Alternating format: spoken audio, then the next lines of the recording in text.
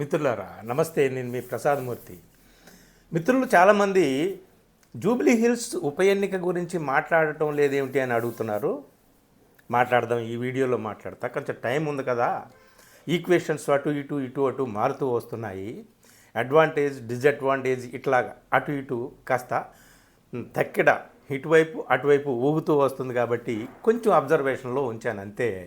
First of all మనం మాట్లాడుకోవాల్సింది ఈ వీడియోలో, ఇది రేవంత్ రెడ్డి గవర్నమెంట్ పనితీరు మీద ఒక రెఫరెండం అని చెప్పేసి కేటీఆర్ లేదా బీఆర్ఎస్ ప్రముఖ నాయకులు మాట్లాడారండి. ఇలా మాట్లాడడం అనేటటువంటి ద్వారా ఏమైందంటే రేవంత్ రెడ్డిని రెచ్చగొట్టినట్టు అయింది. రెచ్చగొట్టడం అంటే ఇదిగో చూసుకో, ఇక ఈ ఉప ఎన్నికలో కానీ నీ పార్టీ ఓడిపోయిందా, ఇక నీ పని ఖాయం, నువ్వు ముఖ్యమంత్రిగా దిగిపోవడం ఖాయం, నీ పార్టీ చీలిపోవడం ఖాయం, నీ ప్రభుత్వం పడిపోవడం ఖాయం, ఇదంతా కూడా ప్రజలందరూ కూడా తీవ్ర అసంతృప్తితో ఉన్నారని అర్థమైపోతుంది అని చెప్పి ఈ విధమైనటువంటి మాటలు మాట్లాడి రేవంత్ రెడ్డిని రెచ్చగొట్టేశారు బాగా. సో అసలు ఫస్ట్ ఆఫ్ ఆల్ ఈ ఎన్నికలో బలాబలాలు ఏమిటి అనేటటువంటిది, ఎవరికి అడ్వాంటేజీ ఎవరికి డిసడ్వాంటేజీ అటు ఇటు ఊగుతున్నటువంటి ఈ బ్యాలెన్స్ వ్యవహారం ఏంటో మాట్లాడుకునే ముందు అసలు ఇది రెఫరెండమా అది తేలుద్దాం.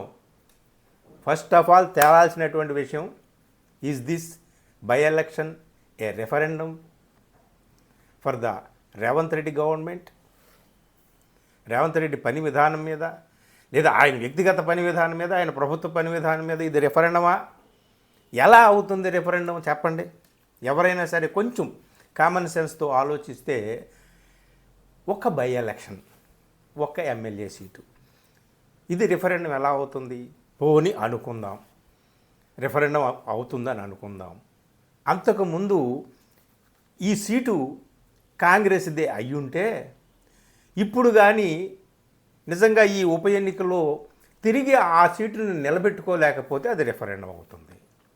కానీ విచిత్రంగా ఈ జూబ్లీ హిల్స్లో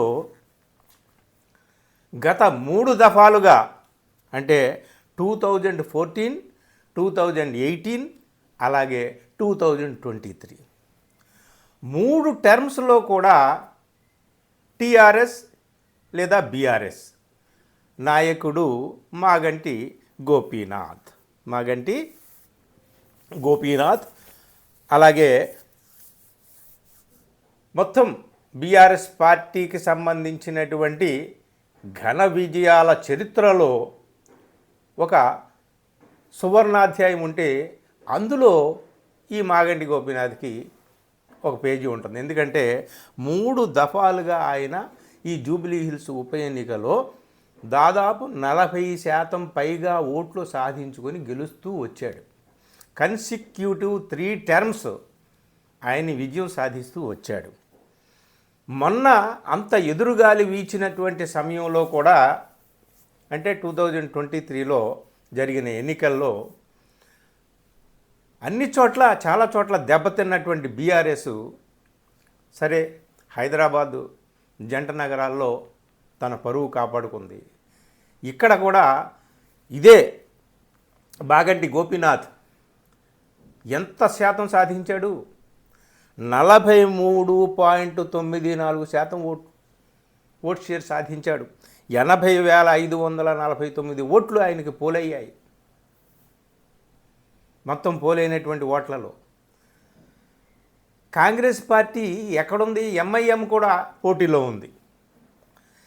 సో కాంగ్రెస్ పార్టీకి ఎన్ని వచ్చినాయి? కాంగ్రెస్ పార్టీ అభ్యర్థి అజరుద్దీన్కి 16,337. ఎంత డిఫరెన్స్ ఉందో చూడండి, హ్యూజ్ డిఫరెన్స్. ఎంఐఎం అక్కడ పోటీ పెట్టినప్పటికీ కూడా బీఆర్ఎస్కే ముస్లింలు అనుకూలంగా ఓటు వేశారు చాలామంది అని తెలుస్తుంది. ఎందుకంటే ఎంఐఎం క్యాండిడేట్కి కేవలం 7,848 ఓట్లు మాత్రమే వచ్చాయి. 4.28% మాత్రమే, 4.25% మాత్రమే ఓట్లు వచ్చాయి. ఇప్పుడు చెప్పండి, ఇది రెఫరెండం ఎవరికి రెఫరెండం? గత ఎన్నికల్లో కాంగ్రెస్ గెలిచిన సీటు కాదు. గత 3 దఫాలుగా అక్కడ బీఆర్ఎస్ గెలుస్తున్నటువంటి సీటు, అది కూడా థంపింగ్ మెజారిటీతో గెలుస్తున్నటువంటి సీటు. ఇప్పుడు అక్కడ బీఆర్ఎస్ ఎమ్మెల్యే చనిపోవడంతో గోపినాథ్ ఆయన వైఫ్ని ఇక్కడ పెట్టారు. సో ఆమెకు సానుభూతి వచ్చేటటువంటి అవకాశం కూడా ఉంది. జూబ్లీ హిల్స్ ఓటర్ల నుంచి అడ్వాంటేజెస్ చెప్తున్నా బీఆర్ఎస్కి. ఇప్పుడు ఉందా లేదా అనేటటువంటిది కాదు. గతం అంటే సాంప్రదాయంగా వస్తున్నటువంటి గత 3 దఫాలుగా గెలుస్తున్నటువంటి స్థానం, ఇదొక అడ్వాంటేజీ. సానుభూతి అడ్వాంటేజీ, అలాగే సామాజిక వర్గం అడ్వాంటేజీ. మాగంటి గోపీనాథ్ ఏ సామాజిక వర్గమో ఆ కమ్మ సామాజిక వర్గం అధికంగా ఉండేటటువంటి ప్లేస్ అది, నియోజకవర్గం. ఇవన్నీ ఉన్నాయి. సో సానుభూతి అనేటటువంటిది చాలా ప్రధానంగా ఉంటుందన్నమాట. సో ఇప్పుడు మరి రెఫరెండం అని అంటుంటే ఎవరికి రెఫరెండం ఇది? ఆ స్థానాన్ని తిరిగి నిలబెట్టుకోలేకపోతే బీఆర్ఎస్ ఉనికికే రెఫరెండం, బీఆర్ఎస్ అస్తిత్వానికి ఎగ్జిస్టెన్స్గా రెఫరెండం ఇది. అంతేగాని కాంగ్రెస్కి రెఫరెండం కాదు. కాంగ్రెస్ చేతి నుంచి జారిపోతున్న సీటు కాదు అది. కాబట్టి ఫస్ట్ ఆఫ్ ఆల్ మనం తేల్చాల్సింది ఏమిటి అంటే, this is not at all referendum for Congress government, this is referendum for the existence of BRS. దీన్ని నిలబెట్టుకోవడానికి వాళ్ళు.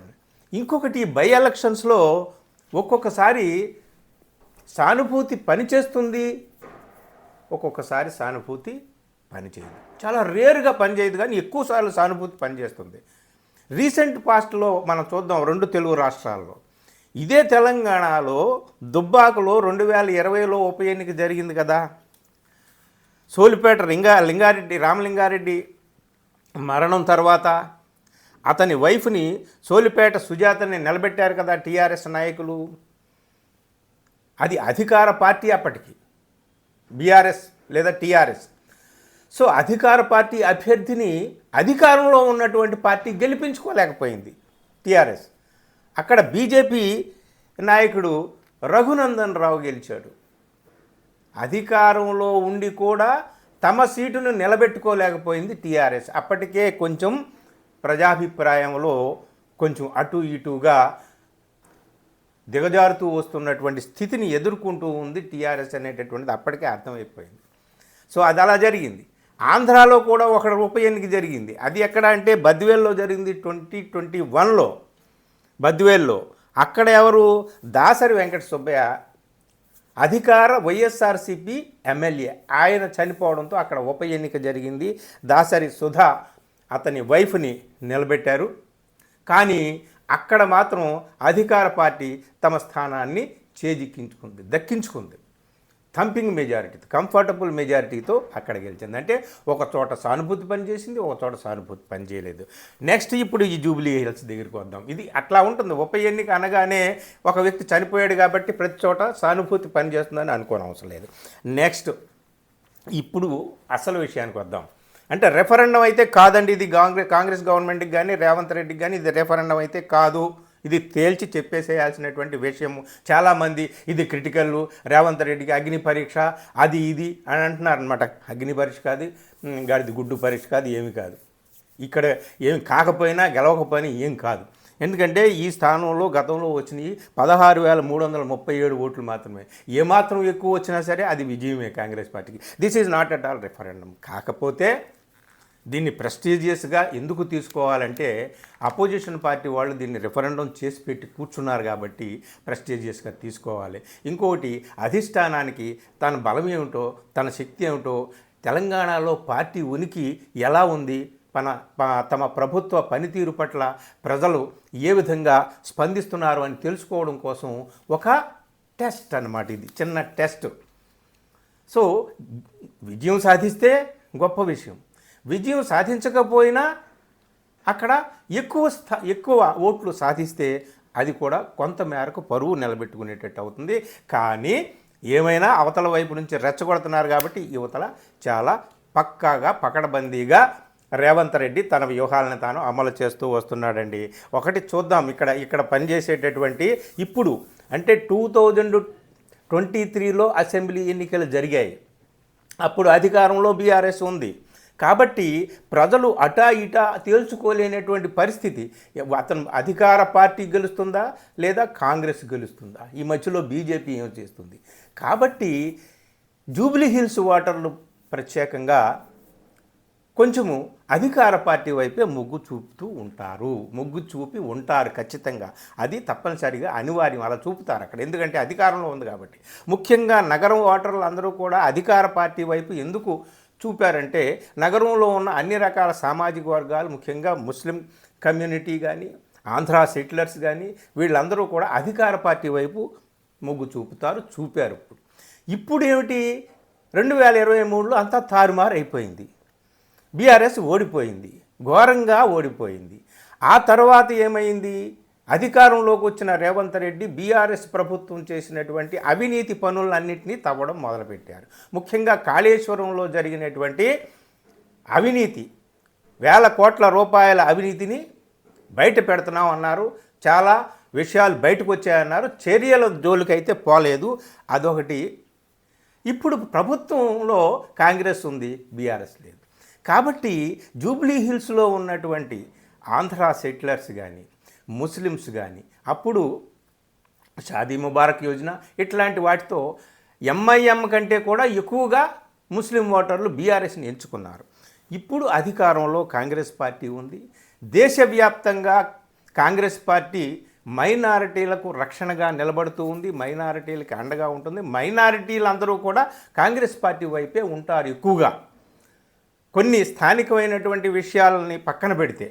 కాబట్టి ఇప్పుడు మారిన తాజా చిత్రం ప్రకారం, రాజకీయ చిత్రం ప్రకారం ఇక్కడ 3 రకాలు గమనించాలి. ఒకటి, ఆంధ్రా సెటిలర్స్కి ఏ విధమైనటువంటి లయబిలిటీ లేదండి బీఆర్ఎస్ పట్ల. ఇప్పుడు బీఆర్ఎస్ని గెలిపించకపోతే మనకి ఇక్కడ ఎలాగా ఏమిటి అనేటటువంటిది లేదు, ఎందుకంటే అధికారంలో బీఆర్ఎస్ లేదు. కాబట్టి ఆంధ్రా సెటిలర్స్ దాదాపు 25 నుండి 30% వరకు జూబ్లీ హిల్స్ ఈ కాన్స్టిట్యున్సీలో ఉంటారని చెప్తున్నారు లెక్కలు. నేను గూగుల్లో సెర్చ్ చేస్తే వచ్చింది. కాబట్టి సో వాళ్ళు అటు నుంచి ఇటు మారేటటువంటి అవకాశాలు అయితే కంపల్సరీగా ఉంటాయండి. ఎందుకంటే అధికార పార్టీ వైపు మొగ్గు చూపుతారు నగరంలో ఉన్నటువంటి ఓటర్లు. సో ఇకపోతే కమ్మ రెడ్డి సామాజిక వర్గం, వీళ్ళు బాగా బలవంతులు, ధనవంతులు బాగా ఉన్నటువంటి ప్రాంతం జూబ్లీ హిల్స్. ఒక్కొక్కళ్ళు ఒక కుటుంబం 100 ఓట్లను ప్రభావితం చేయగలిగేటటువంటి ఆర్థిక స్థితిలో ఉన్నటువంటి కుటుంబాలు జూబ్లీ హిల్స్లో ఉంటాయి, ఆంధ్రా సెటిలర్స్లో. సో వాళ్ళలో వచ్చేటటువంటి మార్పు ఏమిటి అనేటటువంటిది చూడాలి. అంటే ఓవరాల్గా ఆంధ్రా సెటిలర్స్లో బలవంతులు, ధనవంతులు జూబ్లీ హిల్స్లో ఎక్కువగా ఉన్నప్పటికీ దాదాపు 70% మంది ఆంధ్రా సెటిలర్స్లో నిరుపేదలు ఎక్కువగా ఉండే ప్రాంతం కూడా జూబ్లీ హిల్స్ ప్రాంతమే. సో వాళ్ళు ఎటువైపు మొగ్గుతారు అనేటటువంటిది చాలా కీలకం. ఇప్పుడు వాళ్ళకి ఏ విధమైనటువంటి ఒత్తిడి లేదు, అధికార పార్టీ పట్ల ఒత్తిడి లేదు. అధికార పార్టీ పట్ల అంటే అధికారంలో బీఆర్ఎస్ లేదు కాబట్టి వాళ్ళు ఇప్పుడు స్వేచ్ఛాజీవులు, ఎటైనా ఎంచుకోవచ్చు. అధికారంలో ఉన్న వాళ్ళ వైపే మొగ్గేటటువంటి అవకాశాలు సాధారణంగా ఉంటాయన్నమాట. ఇంకొకటి ఏమిటయ్యా అంటే ముస్లిం ఓటర్లు. ఇంతకుముందు మొన్న జరిగినటువంటి అసెంబ్లీ ఎన్నికల్లో ఎంఐఎం సెపరేట్గా పోటీ చేసింది, కాంగ్రెస్కి ఏమీ మద్దతు ప్రకటించలేదు.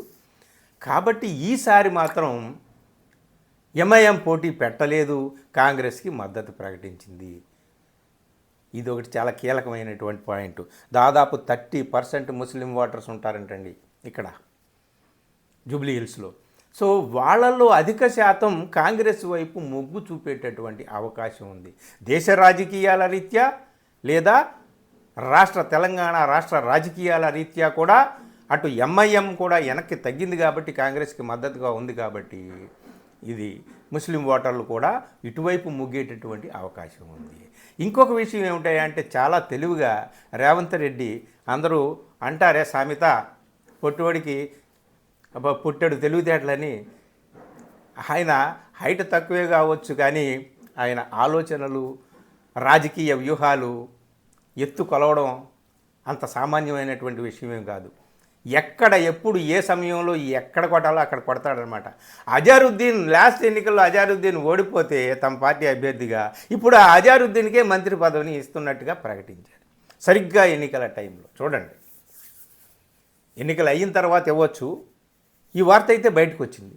సో ముస్లిమ్స్ ఓహో మా ప్రతినిధి ఇప్పుడు మంత్రి కాబోతున్నాడు అనేటటువంటి ఈ ఆలోచన ఎలా ఉంటుంది, మానసికంగా అది చూపించేటటువంటి ప్రభావం ఎలా ఉంటుంది ఏమండి? పైకి చెప్పేటటువంటి మాటలు, పైకి కనిపించేటటువంటి సీన్లు, పైకి కనిపించేటటువంటి మొత్తం ఈ వాగాడంబరాలు, దృశ్యాలు ఇవన్నీ వేరు, లోపాయికారిగా జరిగేటటువంటి వ్యవహారాలు వేరు. రేవంత్ రెడ్డి ఏమీ అంత తక్కువగా కూర్చోలేదు. స్వయంగా మొత్తం ఈ ఉప ఎన్నిక కార్యక్రమాన్ని అంతటినీ కూడా తన కన్ను సన్నలలో, తన నిఘాలో నిర్వహిస్తున్నాడు. మొత్తం అంతా కూడా పకడ్బందీగా చేస్తున్నాడు. ఇంతకు ముందులా లేదు. ఈ సీట్ని ఏమైనా చేజిక్కించుకోవాలని చెప్పేసి అతను పట్టుదలతో ఉన్నాడు. కాబట్టి ఆంధ్రా సెటిలర్స్ ముస్లిమ్స్ని కానీ ఆపగలిగితే, ఇంకొక విషయం ఏమిటయ్యా అంటే చాలామంది మాట్లాడింది, ఇక్కడ బీసీ రిజర్వేషన్ కోసం రేవంత్ రెడ్డి చిత్తశుద్ధితో పనిచేస్తున్నాడు. అది హైకోర్టులో ఆగింది, సుప్రీంకోర్టులో ఆగింది, ప్రజా దర్బారులో పెట్టాడు, ప్రజా ఉద్యమం కూడా నిర్మితం అవుతుంది దీని వెనకాల. కాబట్టి రేవంత్ రెడ్డి చిత్తశుద్ధిగా ఉన్నాడు బీసీల రిజర్వేషన్ పట్ల అని చెప్పడానికి, నొక్కి చెప్పడానికి, ఇదిగో ఇప్పుడు ఈ ఉప ఎన్నికలో తమ పార్టీ అభ్యర్థిగా ఒక బీసీ నాయకుడికి ఇచ్చాడు టికెట్టు, ఒక బీసీ యాదవ కులస్తుడికి ఇచ్చాడు కదా. సో ఆ విధంగా కూడా అడ్వాంటేజ్ ఉంది కాంగ్రెస్కి. అంటే కాంగ్రెస్ పార్టీ చెప్పడమే కాదు, చేసి చూపించింది. ఎందుకంటే అక్కడ ఇద్దరు అప్పర్ క్యాస్ట్ వాళ్ళు ఉన్నారు. అటు బీజేపీలో ఒక రెడ్డి సామాజిక వర్గం నుంచి, ఇటు బీఆర్ఎస్లో ఒక కమ్మ సామాజిక వర్గం నుంచి ఉంటే, ఈయన ఒక బీసీ సామాజిక వర్గం నుంచి పెట్టాడు. ఏ బీసీ రాజకీయాలు అయితే మాట్లాడుతున్నాడో ఆ రాజకీయాలకు సంబంధించి నేను చిత్తశుద్ధిగా ఉన్నానని చెప్పడం కోసం ఆ క్యాండిడేట్ని పెట్టడం అయింది అని చెప్పి, ఇది కూడా ఒక అడ్వాంటేజ్ పాయింట్. కానీ దీన్ని అంతటినీ కూడా క్యాష్ చేసుకోవాలి రేవంత్ రెడ్డి. క్యాష్ చేసుకోవాలి రేవంత్ రెడ్డి వెనుక ఉన్న కాంగ్రెస్ పార్టీ, క్యాష్ చేసుకోవాలి రేవంత్ రెడ్డితో పాటు కలిసి ఉన్నటువంటి యోధులైనటువంటి కురువృద్ధులైనటువంటి రాజకీయ నాయకులు, కార్యకర్తలు, గ్రౌండ్ లెవెల్ దాకా ఈ విషయాలన్నింటినీ కూడా తీసుకొని వెళ్ళాలన్నమాట. అప్పుడు ఫలిస్తుంది. ఈ ఉప ఎన్నికల్లో కాంగ్రెస్ విజయం సాధించినా సాధించకపోయినా ఓట్లు మాత్రం చాలా ఎక్కువగానే వస్తాయి. కానీ అడ్వాంటేజెస్ మాత్రం కాంగ్రెస్కి చాలా ఉన్నాయండి.